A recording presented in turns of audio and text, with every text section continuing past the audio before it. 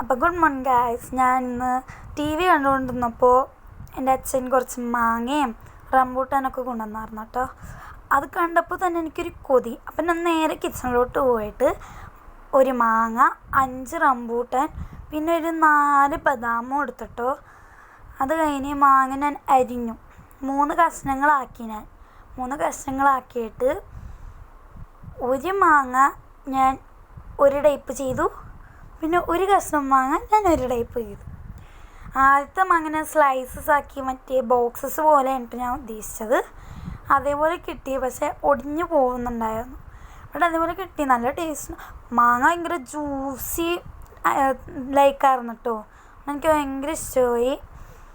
പിന്നെ രണ്ടാമത്തെ മാങ്ങ ഞാൻ സ്ലൈസസ് ആയിട്ടാണ് കേട്ടോ വെട്ടുന്നത്, ഓരോ കോല് പോലെ. എനിക്ക് അങ്ങനെ കഴിക്കാൻ ഭയങ്കര ഇഷ്ടം. ഈ മാങ്ങ ഭയങ്കര ജ്യൂസി ആയിരുന്നു, അതുകൊണ്ട് നല്ല ടേസ്റ്റ് ഉണ്ടായിരുന്നു.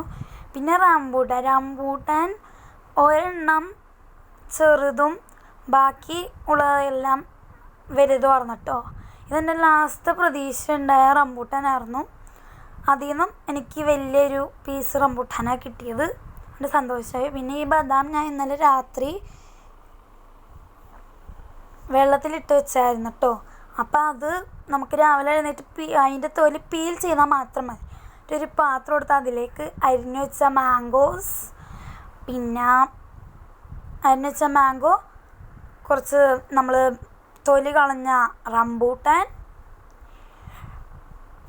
പിന്നെ തൊലി കളഞ്ഞ നമ്മുടെ ബദാമും കൂടി ഇട്ടാൽ നമ്മുടെ ഫ്രൂട്ട് പ്ലേറ്റ് റെഡിയായി.